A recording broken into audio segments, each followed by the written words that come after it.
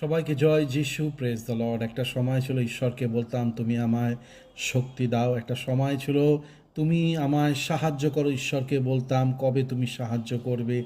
এই রকম একটা সময় ছিল প্রার্থনার মধ্যে। কিন্তু পরে যখন বাইবেলটা যখন পাঠ করা শুরু করলাম, তখন বুঝতে পারলাম যে ঈশ্বর এইভাবে আমায় বা আমাদের শক্তি দেয় না।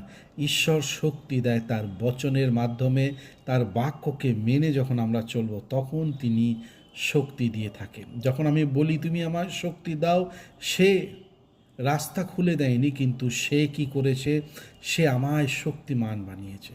সে রাস্তা হয়তো খুলে দেয়নি ওই মুহূর্তে, কিন্তু সে আমায় শক্ত করে ধরবার শক্তিটা দিয়েছে।